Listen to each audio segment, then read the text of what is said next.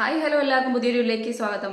ഷഹബാസ് എന്ന് പറയുന്ന കുട്ടിക്ക് ഇന്ന് കിട്ടിയ നീതി എന്താണെന്നുള്ള ചോദ്യം ഏറ്റവും പ്രസക്തമായിട്ടുള്ള ഒരു കാര്യമാണ്. കാരണം അവൻ മരണപ്പെട്ട് വിരലിലെണ്ണാവുന്ന ദിവസങ്ങൾ മാത്രമായിരിക്കുന്ന ഒരു സമയത്ത് ഇന്നലെ നടന്നിട്ടുള്ള ഒരുപാട് ചർച്ചകൾ ഉണ്ടായിരുന്നു. അവന്റെ ജീവിതം മാറ്റിമറിച്ച, അവന്റെ വിധിയെ തന്നെ മാറ്റിമറിച്ച് അവനെ ആറടി മണ്ണിലേക്ക് അന്ത്യവിശ്രമത്തിന് അയച്ചിട്ടുള്ള ആ 5 കരങ്ങൾ ഇനി പരീക്ഷ എഴുതണമോ വേണ്ടയോ എന്നുള്ള ഒരു കാര്യം. അതിനുള്ളിൽ അല്ലെങ്കിൽ അതിന്റെ അവസാനത്തിൽ വന്നെത്തി നിന്നത് ഇന്ന് അവർ പോലീസിന്റെ കാവലോടുകൂടി തന്നെ അതിഗംഭീരമായി പരീക്ഷ എഴുതി. ഒന്ന് ആലോചിച്ച് നോക്കിയേ. ഇന്ന് ഒരുപാട് ചർച്ചകൾ ഭരണവും പ്രതിപക്ഷവും അങ്ങനെ ഒരുപാട് ചാനലിലൂടെ ചർച്ചകൾ നടക്കുന്നത് കണ്ടു. അതിൽ സിനിമകളെ പറയുന്നുണ്ട്, സീരിയലുകളെ പറയുന്നുണ്ട്, മറ്റു പല കാര്യങ്ങളെ, മൊബൈലിനെ പറയുന്നുണ്ട്, എല്ലാ കാര്യങ്ങളെയും പറയുന്നുണ്ട്. ശരിയാണ്, ഇതൊക്കെ ഏറ്റവും പ്രധാനപ്പെട്ട ഒരു കാര്യം തന്നെയാണ്. അതിലേറെ ഈ പറയുന്നവരൊക്കെ ചിന്തിക്കേണ്ട ഒരു കാര്യം എന്ന് പറയുന്നത് ഇവിടെ എന്ത് നീതി നടപ്പിലാക്കുന്നു എന്നുള്ളതാണ്. ഇന്ന് നടപ്പിലായ നീതിയും ഈ കുറ്റകൃത്യങ്ങൾ കൂടുന്നതിന് ഏറ്റവും പ്രധാനപ്പെട്ട ഒരു കാരണമാണ്. കാരണം ആ 5 കുട്ടികൾ ചിന്തിക്കുന്ന ഒരു കാര്യം, ഇത്രയും ക്രൂരമായി ആ കുട്ടിയെ കൊന്ന ആ 5 പേര് അവർ ചിന്തിക്കുന്ന കാര്യങ്ങളൊന്ന് ആലോചിച്ച് നോക്കിയേ. ഞങ്ങൾ അവനെ തട്ടിക്കളഞ്ഞു, ഞങ്ങൾ അവനെ നിഷ്ക്രൂരം കൊന്നുകളഞ്ഞു, അവൻ മണ്ണിലേക്ക് പോയി കഴിഞ്ഞു, അവന്റെ ഭാവിയെ ഞങ്ങൾ ഇല്ലാതാക്കി കഴിഞ്ഞു, ഞങ്ങളുടെ പക അവിടെ അവസാനിച്ചു, എന്നിട്ട് ഞങ്ങൾക്ക് സുഖമായി പരീക്ഷ എഴുതാൻ കഴിഞ്ഞു, ഞങ്ങളുടെ ഭാവിക്ക് ഒന്നും സംഭവിച്ചില്ല. ഈ ഒരു മെസ്സേജ് അല്ലേ ആ കുട്ടികളിലേക്ക് എത്തുന്നത്. അപ്പൊ സ്വാഭാവികമായിട്ടും അവന്മാർ വളർന്നു വരുന്ന സമയത്ത് ഇത് അടിയുറച്ചു പോകും മനസ്സിൽ. ഈ മെസ്സേജ് ആണോ ഇവിടെ കൊടുക്കേണ്ടത്? അപ്പം കൊടുക്കേണ്ടിയിരുന്ന നീതി അല്ലെങ്കിൽ കാര്യങ്ങൾ ആദ്യം തയ്യാറാക്കിയിട്ട് വേണമായിരുന്നു സിനിമയിലേക്കും സീരിയലിലേക്കും ഒക്കെ ചർച്ച പോകേണ്ടിയിരുന്നത്. ആ കുഞ്ഞിന്റെ പിതാവ് നൊന്ത് പറഞ്ഞ കുറേയധികം വാചകങ്ങൾ അതായിരുന്നു ഇവിടെയുള്ള ആൾക്കാരെ കേൾക്കേണ്ടിയിരുന്നതെന്ന് പറയുന്നത്. അടുത്ത വർഷം പരീക്ഷ എഴുതിക്കോളൂ, ആ കുട്ടികൾക്ക് അടുത്ത വർഷം അതിനുള്ള ടൈം കൊടുത്തോളൂ. പക്ഷെ എൻ്റെ കുഞ്ഞ് മരണപ്പെട്ട് ഇത്രയും ദിവസങ്ങൾ മാത്രമായിരിക്കുന്ന സമയത്ത് അവരെ കൊണ്ട് ഇത് ചെയ്യിപ്പിച്ചു കഴിഞ്ഞാൽ എന്ത് നീതിയാണ് എൻ്റെ കുഞ്ഞിന് കിട്ടുന്നത്? ആ പിതാവിൻ്റെ വാക്കുകൾ കേൾക്കാൻ കണ്ണില്ലാത്ത നിയമ സംവിധാനങ്ങൾ അല്ലെങ്കിൽ ഈ പറയുന്ന ഭരണ സംവിധാനങ്ങളാണോ ഇവിടെ പ്രവർത്തിക്കേണ്ടത്? അതിലപ്പുറത്തേക്കൊന്ന് ആലോചിച്ച് നോക്കിയേ. ഒരു പരീക്ഷാ ഹാളിൽ ഇരുന്ന് കോപ്പി അടിച്ചു കഴിഞ്ഞാൽ ആ പിതാവ് പറഞ്ഞ കാര്യമാണ്, പരീക്ഷ എഴുതിപ്പിക്കാൻ സമ്മതിക്കില്ല, നമുക്ക് എല്ലാവർക്കും അറിയുന്ന കാര്യമാണ്. അങ്ങനെയുള്ള ഈ ഒരു നാട്ടിൽ ഇത്രയും ക്രൂരകൃത്യം ചെയ്തിട്ടുള്ള കുട്ടികളോട് എന്ത് തരത്തിലുള്ള സന്മനസ്സാണ് കാണിക്കേണ്ടിയിരുന്നത്? ആ മരണപ്പെട്ടു പോയ അവന്റെ ജീവിക്കാനുള്ള അവന്റെ അവകാശത്തെ ഇല്ലാതാക്കി ഈ കുട്ടികളെടുത്ത് അവന് കൊടുക്കാത്ത എന്ത് നീതിയാണ് ഇവനോട് കാണിക്കേണ്ടിയിരുന്നത്? ആ കുടുംബത്തിനോട് കാണിക്കേണ്ടിയിരുന്ന നീതിയില്ലായിരുന്നോ? ആ പിതാവ് അല്ലെങ്കിൽ ആ മാതാവ് ഇന്ന് നെഞ്ചു പൊട്ടിയായിരിക്കും ഇന്നത്തെ ദിവസം മുന്നോട്ട് പോയിട്ടുണ്ടാവുക. ഇന്നെന്നല്ല, ഇനി മരണം വരെയും അവർ അങ്ങനെ തന്നെ ആയിരിക്കും കഴിയുന്നതെന്ന് തോന്നുന്നത്. കാരണം നമുക്ക് എല്ലാവർക്കും അറിയുന്ന കാര്യമാണ്, അച്ഛനും അമ്മയും ജീവിച്ചിരിക്കുന്ന അവസ്ഥയിൽ അവരുടെ കുഞ്ഞു പോകുക എന്ന് പറയുന്ന ഒരു അവസ്ഥ, അതാണ് ഏറ്റവും വേദനാജനകമായിട്ടുള്ള ഒരു അവസ്ഥ എന്ന് പറയുന്നത്. കാരണം ഏതൊരു അച്ഛനും അമ്മയും അവരുടെ ഉദകക്രിയ അല്ലെങ്കിൽ അവസാന ക്രിയ ചെയ്യാൻ വേണ്ടിയിട്ട് അവരുടെ മക്കൾ, ഇതാണ് നമ്മൾ ചിന്തിക്കുന്നത് അല്ലെങ്കിൽ നമ്മളിലൂടെ കടന്നു പോയിക്കൊണ്ടിരിക്കുന്നത്. അതിലപ്പുറത്തേക്ക് ആ മക്കൾക്ക് കൊള്ളി വെക്കേണ്ടി വരുന്ന ഒരു അവസ്ഥ അല്ലെങ്കിൽ അവർക്ക് മണ്ണ് വാരിയിടേണ്ട ഒരു അവസ്ഥ, അത് സഹിക്കുന്നതിലും അപ്പുറമാണ്. ആ ഒരു വേദന സമ്മാനിച്ചവർക്ക് വീണ്ടും വീണ്ടും ആ കൊടുത്തവർക്ക് നീതി കൊടുത്തുകൊണ്ടിരിക്കുകയും അതിനിരയാക്കപ്പെട്ടവർക്ക് അനീതി പ്രഖ്യാപിക്കുകയും ചെയ്യുന്ന ഈ ലോകത്തിൽ എന്ത് നന്മയെക്കുറിച്ചാണ് ബാക്കിയുള്ളവർ സംസാരിക്കുന്നതെന്ന് മാത്രം മനസ്സിലാവുന്നില്ല. ഷഹബാസിനെ കൊല്ലാൻ ഉപയോഗിച്ചിട്ടുള്ള അല്ലെങ്കിൽ അവന്റെ തലയോട് പൊട്ടാൻ കാരണമായ അത്രയും ക്രൂരമായി അവനെ അടിച്ചൊരു ആയുധം അതിൽ പ്രധാനിയായിട്ടുള്ള കുട്ടിയുടെ വീട്ടിൽ നിന്ന് കണ്ടെത്തി. അതിലപ്പുറത്തേക്ക് ആ കുട്ടിയുടെ പിതാവാണ് അത് കുട്ടിക്ക് കൊണ്ട് കൊടുത്തേന്നുള്ളൊരു കാര്യവും വന്നിട്ടുണ്ട്. അപ്പൊ സ്വാഭാവികമായിട്ടും ഇന്ന് വന്നൊരു വാർത്തയിൽ ആ കുട്ടിയുടെ പിതാവിനെ കൂടി പ്രതി ചേർക്കും എന്നൊരു സംഭവം വന്നിട്ടുണ്ട്. അതിലപ്പുറത്തേക്ക് ഇന്നലെയൊക്കെ വന്നൊരു വാർത്തയുണ്ട്, ആ കുട്ടിയുടെ പിതാവിന് കൊട്ടേഷൻ സംഘങ്ങളുമായി ബന്ധമുണ്ടോ എന്നൊരു സംഭവം. അതിലപ്പുറത്തേക്ക് ഇവർക്കൊക്കെ ഈ പറഞ്ഞ രാഷ്ട്രീയ സ്വാധീനമുണ്ട് എന്നൊരു സംഭവം. ഇതെല്ലാം കൂടി കൂട്ടി വായിക്കുന്ന സമയത്ത് ഇന്ന് നടന്നുകൊണ്ടിരിക്കുന്ന നീതി അല്ലെങ്കിൽ ഇന്ന് ആ കുട്ടികൾക്ക് 5 കുട്ടികൾ അവര് സന്തോഷത്തോടെ ഈ പറയുന്ന എക്സാം എഴുതിപ്പോയി. അവരിൽ ആ അഹംഭാവം അല്ലെങ്കിൽ അവരിൽ ഉണ്ടായിരുന്ന ആ ക്രൂരവാസന ഇനിയും വർദ്ധിക്കത്തേ ഉള്ളൂ. അതിൽ യാതൊരു കുറവും സംഭവിക്കത്തില്ല. അതിലപ്പുറത്തേക്ക് ഒരുപാട് കുട്ടികൾ ഇതിലേക്ക് കൃത്യമായി പറഞ്ഞു കണ്ണെത്തിച്ച് നോക്കുന്നുണ്ട്. ഒരുപാട് കുട്ടികൾ, കാരണം ഇന്ന് കുട്ടികൾക്ക് വയലൻസ് ഒരു ഹരമായി മാറിക്കൊണ്ടിരിക്കുകയാണ്. എല്ലാ കുട്ടികളിലും ഫോണുണ്ട്. അപ്പൊ സ്വാഭാവികമായിട്ടും ഈ വാർത്ത എന്തായി അല്ലെങ്കിൽ ഇതിന് കിട്ടാൻ പോകുന്ന ശിക്ഷാവിധി എന്താണ്, ഇതിന്റെ അപ്ഡേഷൻ കൃത്യമായിട്ട് അവരൊക്കെ എടുക്കുന്നുണ്ട്. അപ്പൊ നോക്കുന്ന സമയത്ത് എന്താ, വെളിയിലുള്ള കുട്ടികളിലേക്കും എത്തുന്നതൊക്കെ തന്നെയാണ്. ഈ കുട്ടികളിലേക്കായാലും ഇനി കലാലയങ്ങളിൽ പഠിക്കുന്ന കുട്ടികളിലേക്കായാലും എത്തുന്നത് ഈ ഒരു മെസ്സേജാണ് എത്തുന്നത്. അതായത് എന്ത് തന്നെ ചെയ്തു കഴിഞ്ഞാലും നമുക്ക് പരീക്ഷ എഴുതാനായിട്ട് ഇതൊന്നും ബാധകം, ഒരു പ്രശ്നം ഉണ്ടാവുന്നില്ല. നമ്മൾ സ്വാഭാവികമായിട്ടും ഇതിലൊക്കെ മുന്നേറി പൊയ്ക്കൊണ്ടാവും. ഈ മെസ്സേജ് ആണോ ഇവിടെ കൊടുക്കേണ്ടതെന്ന് പറയുന്നത്?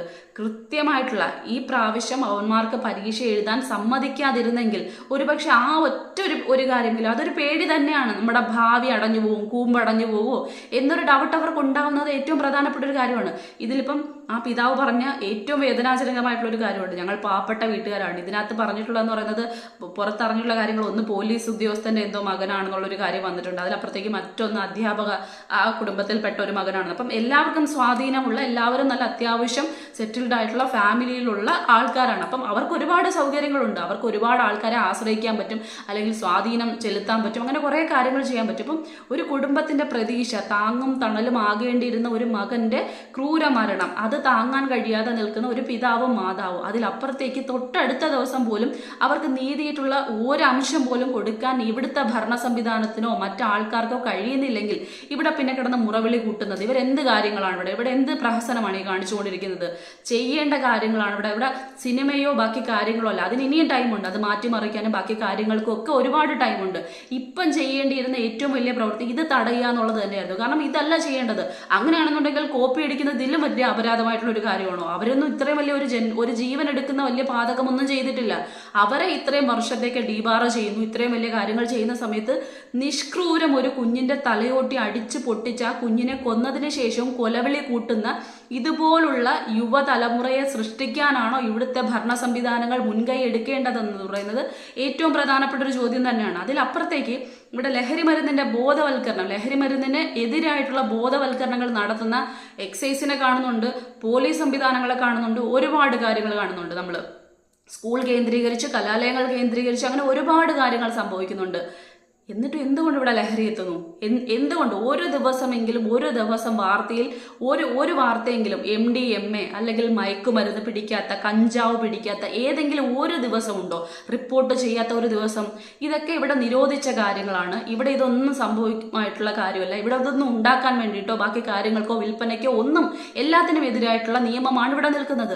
പക്ഷേ ഇത് ഭയങ്കരമായിട്ട് ഇവിടെ കടന്നുകൊണ്ടേയിരിക്കുന്നു. എല്ലാ കുട്ടികളെയും പിടിച്ചു മുറുക്കിക്കൊണ്ടിരിക്കുന്നു. കഴിഞ്ഞ ദിവസം ഒന്ന് വന്നൊരു വാർത്ത, അങ്കമാടി പഠിക്കുന്ന കുട്ടിക്ക് ചോക്ലേറ്റ് കഴിച്ചു, അതിനുശേഷം അതിന് തലകറക്കം എന്തോ വന്നു, ഹോസ്പിറ്റലിൽ എത്തിച്ചു. ആ ചോക്ലേറ്റിനുള്ളിൽ ഈ പറയുന്ന ലഹരി ഉണ്ടായിരുന്നു, മരുന്നുണ്ടായിരുന്നു. അപ്പം ഇതൊക്കെ എങ്ങനെ എത്തുന്നു എന്നുള്ളത്, ഇതിനെക്കുറിച്ചൊക്കെ ഇതിന്റെ ഏറ്റവും ആഴത്തിലേക്കുള്ള പഠനമോ അല്ലെങ്കിൽ അന്വേഷണമോ ഇവിടെ നടത്താതെ ചുമ്മാതെ ഈ പറയുന്ന, നമ്മൾ പറയത്തില്ലേ, എന്തെങ്കിലും ഒരു വിഷച്ചെടി കിളിച്ചു വരുന്ന സമയത്ത് നമ്മളത് കാണുന്ന സമയത്ത് അതിന്റെ മുകളിൽ മുളനാമ്പ് വെട്ടിക്കളഞ്ഞിട്ട് യാതൊന്നും സംഭവിക്കില്ല. അതിനെ അടിവേര് അറുത്ത് വിട്ട് കഴിഞ്ഞാലേ ആ വിഷ മരുന്നോ അല്ലെങ്കിൽ ആ വിഷമരമോ ഇവിടെ വ്യാപിക്കാതിരിക്കത്തുള്ളൂ. ഇത് ഏതൊരാൾക്കും അറിയുന്ന സാധാരണ ലോജിക്കാണ്.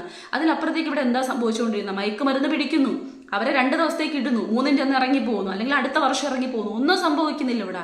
ഈ കേസുകൾ ഇങ്ങനെ കൂടിക്കൊണ്ടേയിരിക്കുന്നു. അതിലപ്പുറത്തേക്ക് ഇതാരാണ് ഇത് കൊടുത്തയച്ചത്, ഇത് എവിടുന്നാണ് വന്നത്, ഇതിന്റെ ഏറ്റവും അങ്ങേയറ്റത്തുള്ള ആ ഒരു സംഘം ഏതാണ്, ഇതൊക്കെ ആരന്വേഷിക്കുന്നു, എന്തന്വേഷിക്കുന്നു, എന്തിനു വേണ്ടിയിട്ടാണ് ഇവിടെ എക്സൈസ്, എന്തിനു വേണ്ടിയിട്ടാണ് പോലീസ്? ഈ പ്രതിരോധവൽക്കരണം അല്ലെങ്കിൽ കുട്ടികളിൽ നടത്തേണ്ടുള്ള ഇത്തരത്തിലുള്ള ക്ലാസ്സുകൾ നടത്തേണ്ടുള്ളത് ഇവരുടെ തൊഴിലൊന്നുമല്ല, ഇവർക്ക് നൽകേണ്ട കാര്യമല്ല. ഇന്ന് VD സതീശൻ പറഞ്ഞത് ഏറ്റവും പ്രധാനപ്പെട്ട ഒരു കാര്യം തന്നെയാണ്. ശരിക്കും പറഞ്ഞു കഴിഞ്ഞാൽ ഇതിനല്ല അവർക്ക് ടൈം കൊടുക്കേണ്ടതെന്ന് പറഞ്ഞത്, അതിനല്ല അവർക്ക് ശമ്പളം കൊടുക്കുന്നതെന്ന് പറഞ്ഞത്. അവർ ഇതിന്റെ ഏറ്റവും അടിത്തറ അല്ലെങ്കിൽ ഏറ്റവും എവിടുന്നാണോ ഇത് വരുന്നത് അത് കണ്ടുപിടിക്കാൻ വേണ്ടിയിട്ടുള്ള ആൾക്കാരാണ്. അവർ അതിനാണ് ഊർജ്ജസ്വലരായിട്ട് പ്രവർത്തിക്കേണ്ടത്.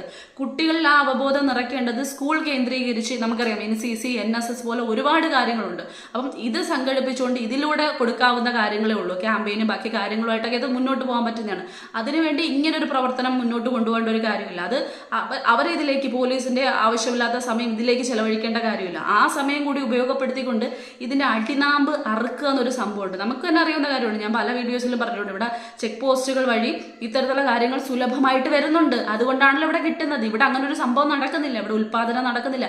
ഇത് മറ്റു രാജ്യങ്ങളിൽ നിന്ന്, മറ്റ് സംസ്ഥാനങ്ങളിൽ നിന്നാണ് ഇവിടെ സുലഭമായി കിട്ടിക്കൊണ്ടിരിക്കുന്നത്. അപ്പോൾ സ്വാഭാവികമായിട്ടും നമ്മൾ എത്രയോ, നമ്മുടെ സ്വർണ്ണവേട്ട, സ്വർണ്ണക്കടത്ത് എല്ലാ ദിവസവും വരുന്നുണ്ട്. അല്ലെങ്കിൽ ഈ പറയുന്ന മാസത്തിൽ എത്രയോ ദിവസം നമ്മൾ കേട്ടുകൊണ്ടിരിക്കുന്നു ഈ പറയുന്ന വിമാനത്താവളത്തിലൂടെ കടത്തി. എന്തുകൊണ്ട് കടത്തുന്നു? അവിടെ എന്താ ഉദ്യോഗസ്ഥരില്ല? ആർക്കും പറ്റാത്തത് എന്താ? അന്വേഷിക്കാൻ പറ്റാത്തത് എന്താ?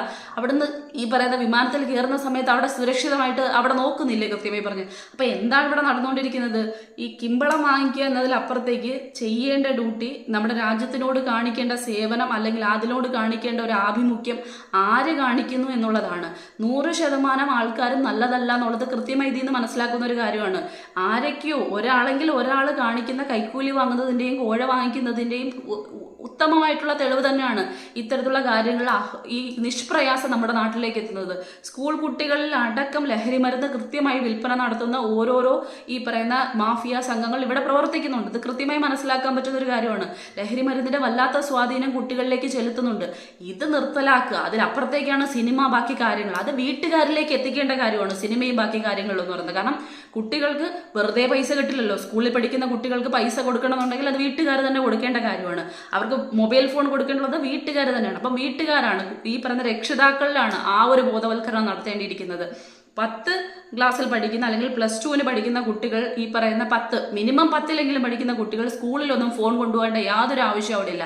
അവർക്ക് വല്ല ബന്ധപ്പെട്ട കാര്യങ്ങളുണ്ടെങ്കിൽ അതിൽ സ്കൂളിൽ വിളിച്ച് രക്ഷിതാക്കൾക്ക് ചോദിക്കാൻ പറ്റുന്ന കാര്യങ്ങളാണ്. അതിലപ്പുറത്തേക്ക് ഈ സ്കൂളിൽ പോകുന്ന കുട്ടികളിൽ ഫോൺ കൊടുക്കുന്ന രീതികൾ, ആ സംവിധാനങ്ങൾ എത്ര സ്കൂളുകളിലുണ്ട്. ഈ ചെക്കിംഗ് എന്ന് പറയുന്ന ഒരു സംഭവം, സ്കൂളിൽ വീട്ടിൽ നിന്ന് സ്കൂളിലേക്ക് വരുന്ന സമയത്ത് മൊബൈൽ ഫോൺ കൊണ്ടുവരുന്നത് എന്തിനു വേണ്ടിയിട്ടാണ്? ഇതിൽ അശ്ലീലമായിട്ടുള്ള ചിത്രങ്ങൾ, ബാക്കി കാര്യങ്ങൾ, ഇവർക്കൊക്കെ ഗ്രൂപ്പുണ്ട്. അതിലപ്പുറത്തേക്ക് രാത്രി കാലങ്ങളിൽ പെൺകുട്ടികൾക്കും ആൺകുട്ടികൾക്കും 11-12 മണിക്കും ശേഷം ഓൺലൈനിൽ എന്തിനാണ് ഇവരിങ്ങനെ ഇരിക്കുന്നത്? ഇതുപോലുള്ള കുറെ കാര്യങ്ങളിൽ രക്ഷിതാക്കൾക്ക് മാത്രമാണ് മറുപടി പറയാൻ കഴിയുന്നതെന്ന് പറഞ്ഞാൽ അവരാണ് അത് ശ്രദ്ധിക്കേണ്ടത്. അപ്പം ഇത് വീട്ടിൽ നിന്ന് തുടങ്ങേണ്ട കാര്യമാണ്.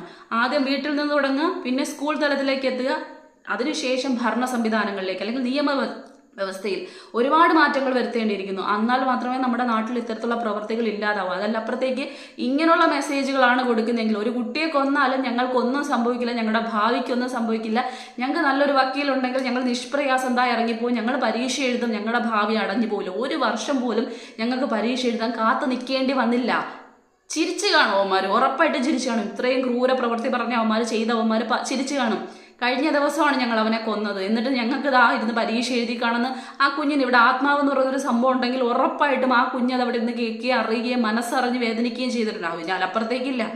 ആ കുടുംബം വേദനിച്ചു കഴിഞ്ഞാൽ ആ കുഞ്ഞും വേദനിക്കും. ഒരു പക്ഷേ അങ്ങനെ വിശ്വസിക്കുന്നവർക്ക് അങ്ങനെ വിശ്വസിക്കാം. അപ്പം എന്ത് നീതിയാണ് ഇവിടെ കൊടുക്കുന്നതെന്ന് ഇങ്ങനെ തുറന്ന് ഇങ്ങനെ പറയുന്നതിലപ്പുറത്തേക്ക് സ്വയം എന്ത് ചെയ്യുന്നു എന്ന് ആദ്യം ഒന്ന് വിലയിരുത്തുക.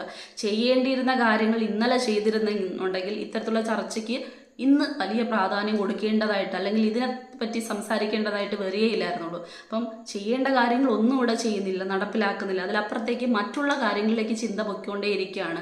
ഇത് ഈ പറയുന്ന സിനിമ, സീരിയൽ ശരിയാണ്, ഇതിലേക്കൊക്കെ ഓരോ കാര്യങ്ങൾ പോകുന്നുണ്ട്. ഭയങ്കര ക്രിമിനൽ വാസനയുള്ള തരത്തിലേക്കുള്ള കാര്യങ്ങളൊക്കെ ഇതിൽ നടക്കുന്നുണ്ട്. പക്ഷേ എല്ലാം ഈ പറയുന്ന കുട്ടികളെ നേരെ വളർത്തുകയാണെന്നുണ്ടെങ്കിൽ അത് കണ്ട ഉടനെ അതുപോലെ സംഭവിക്കുക. ഇനി ആ കുട്ടികളെ അതിലേക്ക് വിടണോ വേണ്ടേ, അത് കാണണോ വേണ്ടേ എന്നുള്ളത് ഈ രക്ഷിതാക്കൾക്ക് തീരുമാനിക്കാൻ കഴിയുന്നൊരു കാര്യമാണ്. അപ്പം അത് അവിടെ സ്റ്റോപ്പ് ചെയ്യാൻ പറ്റുന്ന കാര്യമാണ്. പക്ഷേ അതിനേക്കാളും ഏറ്റവും പ്രധാനപ്പെട്ട കാര്യം ഇവിടെ എന്തെങ്കിലും കുറ്റം ചെയ്തു കഴിഞ്ഞാൽ അതിനുള്ള ശിക്ഷാ നടപടികൾ എത്തരത്തിലാണ് സ്വീകരിക്കുന്നത്, എന്ത് കാര്യങ്ങളാണ് അവർക്ക് സംഭവിച്ചുകൊണ്ടിരിക്കുന്നത്, ഈ മെസ്സേജുകൾ, ഈ കാര്യങ്ങളാണ് കുട്ടികളിലേക്ക്, മുതിർന്നവരിലേക്ക് മെസ്സേജായി ആദ്യം എത്തുന്നത്. അതുകൊണ്ട് തന്നെയാണ് ഈ കുട്ടിയിൽ ഒരുത്തൻ കൊലവിളി വിളിച്ചിട്ട് പറഞ്ഞ കാര്യം എന്ന് പറഞ്ഞത്, കൂട്ടത്തല്ല് നടത്തി കഴിഞ്ഞാൽ ഇവിടെ കുറ്റമില്ലടാ, നമ്മളെ വെറുതെ വിടൂ എന്നുള്ള കാര്യം. ഇതിന് മുൻപിൽ കിടപ്പുണ്ട് പല കേസുകൾ, പല കാര്യങ്ങൾ, പല മെസ്സേജുകൾ. അതാണ് ആദ്യം വായിക്കേണ്ടത്.